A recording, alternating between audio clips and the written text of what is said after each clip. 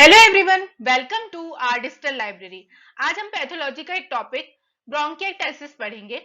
इसके पहले हमने अतिसार, प्रवाहिका ग्रहणी, उसका मॉडर्न पोर्शन, डिसेंट्री, डायरिया और मेल एब्जॉर्प्शन सिंड्रोम, साथ ही साथ हृदय रोग और हार्ट डिसीजेस 5 प्रकार की डिस्कस किए थे। और ब्रोंकियाइटिस का ही मॉडर्न आयुर्वेद पोर्शन है जो श्वास रोग, उसको कवर किए थे। अब देखते हैं ये टॉपिक। सारी प्लेलिस्ट की लिंक अवेलेबल है डिस्क्रिप्शन बॉक्स में, आप प्रीवियस वीडियोस वहां से कवर कर सकते हैं। अब हम देखते हैं ब्रोंकाइटिस की डेफिनेशन क्या है। इज इन्फ्लामेशन और swelling of the bronchial tubes और bronchi, the air passage between the nose and the lung. अब आप जानते हैं हमारा रेस्पिरेटरी सिस्टम है फ्रॉम नोज टू लंग्स। यहाँ पर इसको हम रेस्पिरेटरी सिस्टम या एयर पैसेजेस बोलते हैं। इन एयर पैसेजेस में ब्रोंकियल ट्यूब्स और ब्रोंकाई प्रेजेंट होती हैं। यदि इन ब्रोंकियल ट्यूब्स में किसी भी प्रकार का इन्फ्लेमेशन या स्वेलिंग हो जाए तो उसको हम ब्रोंकाइटिस कंसिडर करते हैं। इसकी और अच्छी डेफिनेशन हम क्या बोल सकते हैं? Bronchitis is when the lining of bronchial tubes become inflamed और इन्फेक्टेड। जब ब्रोंकियल ट्यूब्स की लाइनिंग में किसी भी प्रकार का इन्फ्लामेशन या फिर इन्फेक्शन हो जाए, उसको हम ब्रोंकाइटिस कंसिडर करते हैं। ये किसी भी वजह से हो सकता है, वायरस, बैक्टीरिया की वजह से, या फिर कोई भी माइक्रो पार्टिकल जो कि जाकर ब्रोंकियल ट्यूब्स की लाइनिंग को इरिटेशन करे या हार्म पहुंचाए, उसकी वजह से ब्रोंकाइटिस कॉज हो सकता है। नेक्स्ट देखते हैं इटियोलॉजी एंड रिस्क फैक्टर, यानी क्या निदान हो सकते हैं, किस वजह से ये हो सकता है। तो स्मोकर्स जो स्मोकिंग करते हैं रेगुलरली, उनमें ब्रोंकाइटिस की कंडीशन देखने को मिलती है। People who are expose to lot of second hand smoke, मतलब किसी भी प्रकार की स्मोक के कांटेक्ट में पीपल, यदि कोई भी पर्सन बहुत ज्यादा दिन तक है, जैसे फैक्ट्री के स्मोक या फिर किसी भी प्रकार की स्मोक, तो उस वजह से भी ब्रोंकाइटिस हो सकता है। People with weekend immune system, किसी का इम्यून सिस्टम वीक है, उस वजह से भी हो सकता है। एल्डरली यानी एजेड पीपल में और बच्चों में होने के चांसेस ज्यादा रहते हैं। People with gastro-oesophageal reflex disease, GERD की कंडीशन में भी ब्रोंकाइटिस देखने को मिलता है। और ऐसे पर्सन जो कि एयर पॉल्यूशन के कांटेक्ट में ज्यादा है, उनमें आपको ये सारी चीज ब्रोंकाइटिस की कंडीशन देखने को मिलेगी। तो ये सारी इसकी इटियोलॉजी थी। अब देखते हैं ब्रोंकाइटिस पैथोजेनेसिस, यानी क्या इसकी संप्राप्ति बनेगी, किस तरीके से डिसीज होती है। तो इटियोलॉजिकल फैक्टर, यानी जितने भी पहले इटियोलॉजी बताई गई, जितनी भी निदान बताई गई, उसमें से किसी भी एक कंडीशन यदि आपके साथ क्रिएट हो रही है, तो phagocyte migration, pro inflammatory mediator release जैसे cytokine, enzymes, their storage in mucous membrane. यदि आप किसी भी निदान के कांटेक्ट में आएंगे, मान लीजिए एयर पॉल्यूशन के, तो वहां पर आपका फेगोसाइट माइग्रेशन होगा और प्रो इन्फ्लामेटरी मीडिएटर रिलीज होंगे जैसे कि साइटोकाइन एंजाइम। क्योंकि इन्फ्लामेशन का केस होने वाला है, तो वहां पर प्रो इन्फ्लामेटरी मीडिएटर्स रिलीज होते हैं जो कि म्यूकस मेम्ब्रेन में स्टोर रहते हैं। फिर यहाँ पर तीन कंडीशन बनती है। Respiratory tract mucus membrane direct impairment, यानी म्यूकस मेम्ब्रेन का, रेस्पिरेटरी ट्रैक्ट की जो म्यूकस मेम्ब्रेन है उसका डायरेक्ट इंपेयरमेंट होना। सेकंड होता है ब्रोंकियल हाइपर सिक्रीशन, यानी ब्रोंकियल ट्यूब में सिक्रीशन जो है वो ज्यादा मात्रा में होने लगता है। क्यों? क्योंकि इरिटेशन और dilation of goblet cell. Third होता है वेसल रिएक्शन। तो वेसल में क्या होगा? वेसल में वासो डायलेशन का केस देखने को मिलेगा आपको, डायलेट हो जाएगी ब्लड वेसल और परमिएबिलिटी ऑफ वेसल वॉल बढ़ जाएगी, जिसकी वजह से एक्सुडेशन होता है। एक्सुडेशन मतलब फ्लूइड का बाहर आना। फ्लूइड जब वेसल से बाहर आएगा तो म्यूकस मेम्ब्रेन में जाकर इकट्ठा होगा और म्यूकस मेम्ब्रेन में एडिमा यानी स्वेलिंग देखने को मिलेगी। तो ये सारी कंडीशन ब्रोंकाइटिस की, पैथोजेनिस की है। आपको ये फ्लो चार्ट याद रखना है और इसी तरीके से एग्जाम में लिखना है। नेक्स्ट है ये डायग्राम। तो यहाँ पर देखिए आप, trachea, right side body, left side body, superior lobe, middle lobe, inferior lobe, ये सारी ये लंग्स के डायग्राम है। अब यहाँ पर ये दिया हुआ है नॉर्मल ब्रोंकियल ट्यूब। तो नॉर्मल ब्रोंकियल ट्यूब का ये जो ल्यूमेन है, ये देखिए कितना क्लियर है।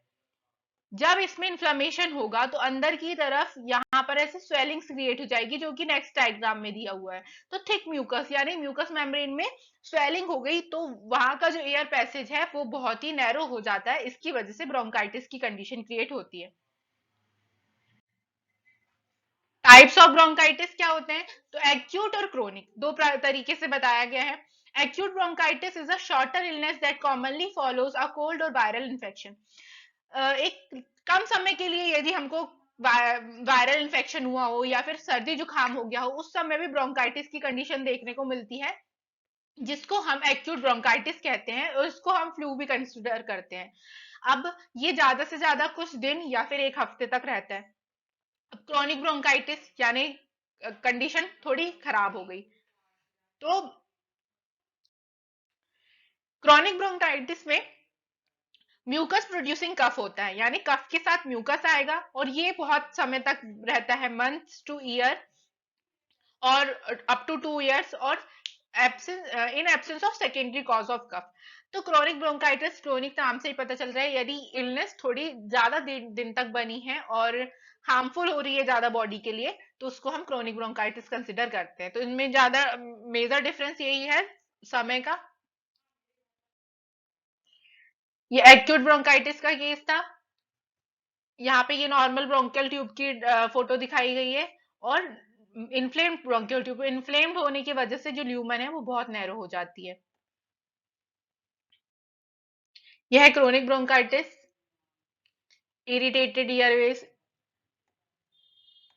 ये जूम करके भी बताया गया है। एक तरीके से कंडीशन दोनों में सेम होगी, बस टाइमिंग का डिफरेंस है कि एक्यूट है तो वो जल्दी थोड़े समय में ही ठीक हो जाएगा, जैसे जनरली हमको कफ कोल्ड होता है, और क्रोनिक जो है तो वो एक डिसीज का टाइप ले लेता है और लंबे समय तक बना रहता है। Science and symptoms of bronchitis, क्या क्या आपको लक्षण देखने को मिलेंगे? तो इन्फ्लेमेशन और स्वेलिंग ऑफ द ब्रोंकाई, ये तो उसका मेन कॉज है। कफिंग, बार बार खांसी आएगी। Production of clear white, yellow, grey और ग्रीन म्यूकस। स्प्यूटम जो है वो इन डिफरेंट कलर्स का हो सकता है। शॉर्टनेस ऑफ ब्रीथ, सांस लेने में दिक्कत होगी। विजिंग साउंड आता है, यानी सांस लेने पे ऐसी आवाज आती है, भर्राहट होती है। फटीग, थकान होने लगती है। फीवर एंड चिल्स, फीवर आएगा, चेस्ट पेन, डिस्कम्फर्ट होगा, और ब्लॉक्ड और रनी नोज, या तो सांस एकदम बंद हो, मतलब हमें नाक ऐसा लगेगा कि बंद हो चुकी है, या फिर वाटरी नोज, रनी नोज होती है, जैसे कि सर्दी के केस में होता है। तो ये सारे साइन एंड सिम्टम्स है ब्रोंकाइटिस के। कॉम्प्लिकेशंस क्या हो सकते हैं, क्या क्या उपद्रव देखने को मिलेंगे आपको यदि ब्रोंकाइटिस आगे क्रोनिक के बाद भी और नेक्स्ट स्टेज में किस चीज में पहुंच सकता है? तो अस्थमा की कंडीशन, ब्रोंकियल अस्थमा, ब्रोंकेटाइसिस, ट्यूबरक्लोसिस हो सकता है, और साइनोसाइटिस। डायग्नोस्टिक इवेल्यूशन, तो डायग्नोस हम कैसे कर सकते हैं? तो हिस्ट्री कलेक्शन, मास हिस्ट्री लीजिए। फिजिकल एग्जामिनेशन करवाया जाएगा। चेस्ट का एक्सरे, एक्सरे में वहां पर किसी भी प्रकार का इन्फ्लेमेशन या फिर स्प्यूटम वगैरह में साइन दिख जाएंगे। स्प्यूटम कल्चर्स लेते हैं। Pulmonary function test, spirometer exercises जो ये डायग्राम में बताया गया है, और ब्रोंकोस्कोपी, इन सारी चीजों से आप ब्रोंकाइटिस का पता लगा सकते हैं। ब्रोंकोस्को ब्रोंकोस्कोपी की इमेजेस है ये, देखिए। ये सेकंड इमेज में दी हुई है नॉर्मल ब्रोंकाई, तो यहाँ पर एकदम प्लेन है, एकदम पाथवे आपको क्लियर दिख रहा है। नेक्स्ट है फर्स्ट इमेज जो है इन्फ्लेम्ड ब्रोंकाई की, तो यहाँ पर देखिए आप छोटे छोटे लम्प्स दिख रहे हैं, अलग ही समझ में आ रहा है कि यहाँ पे किसी प्रकार का इन्फेक्शन हुआ है, और ट्रैक्ट जो है वो क्लियर नहीं है। तो ये था ब्रोंकाइटिस की कंडीशन। अब देखते हैं नर्सिंग मैनेजमेंट, हम किस तरीके से थोड़ी मैनेजमेंट या सावधानी रख सकते हैं। तो assess the condition of patient, patient की हालत को बार बार मैनेज करते रहिए। वाइटल साइंस को देखना है हमको। कंफर्टेबल पोजीशन प्रोवाइड करवानी है उसको, उसकी पोजीशन पीरियोडिकली चेंज करनी है। पर्सनल हाइजीन मेंटेन करना है। पल्स ऑक्सीमीटर और सक्शन का यूज करना है। ब्रीथिंग एक्सरसाइज करवानी है। फिजियोथेरेपी करवानी है।